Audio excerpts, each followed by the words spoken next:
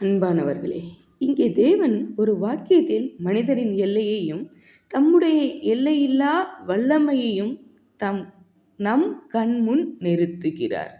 நான் எல்லா மாம்சத்திற்கும் தேவன். என்ன பொருள்?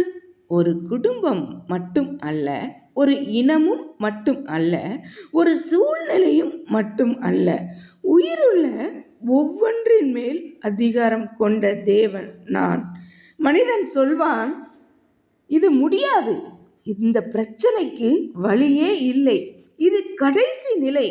ஆனால் தேவன் கேட்கிறார், எனக்கு முடியாதது ஏதேனும் உண்டோ? அன்பானவர்களே, இது ஒரு கேள்வி அல்ல, ஒரு சவால். நம் அவன் நம்பிக்கைக்கு விடுக்கப்பட்ட சவால், நம் பயத்திற்கு கொடுக்கப்பட்ட எச்சரிக்கை. எருசலேம் விழப்போகும் நேரம், ஜனங்கள் அடிமைத்தனத்திற்கு செல்ல போகும் தருணம், அந்த இருண்ட சூழ்நிலையில்தான் தேவன் சொல்கிறார், எனக்கு முடியாததுன்னு ஒன்று இருக்குதா? என்னால் செய்யக்கூடாத காரியம் என்று ஒன்று இருக்கிறதா? என்னால் முடியாத காரியம் ஒன்று இருக்கிறதா என்று நினைக்கிறீர்களா என்று. அதாவது சூழ்நிலை மோசமானாலும் தேவன் மாறவில்லை, நம்பிக்கை குறைந்தாலும் தேவனுடைய வல்லமை குறையவில்லை. இன்று உங்களுடைய வாழ்க்கையிலும் மூடப்பட்ட கதவுகள் இருக்கலாம், அடைக்கப்பட்ட வழிகள் இருக்கலாம், அழிந்து போன கனவுகள் போல தோன்றலாம். ஆனால் தேவன் கேட்கிறார், எனக்கு முடியாதது ஏதேனும் உண்டோ மகனே மகளே என்று.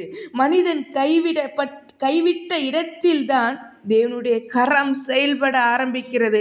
ஐயோ, என்னை மனிதர்கள் ஏமாற்றினார்கள், ஐயோ நான் மனிதனால் அவமாக்கப்பட்டேன், ஐயோ மனிதன் என்னை விட்டுவிட்டானே என்று நினைக்கும் நேரத்தில்தான் தேவன் உங்களோடு பேசுகிறார். அன்பானவர்களே, தேவன் அந்த இடத்தில் சொல்கிறார், என்னாலே செய்யக்கூடாத காரியம் ஒன்று இருக்கிறதா மகனே மகளே என்று.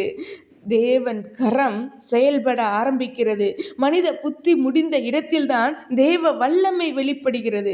அன்பானவர்களே, இந்த வசனம் நமக்கு சொல்லும் மைய கருத்து இதுதான். எல்லாவற்றையும் ஆளும் தேவனுக்கு எந்த சூழ்நிலையும் தடையல்ல, எந்த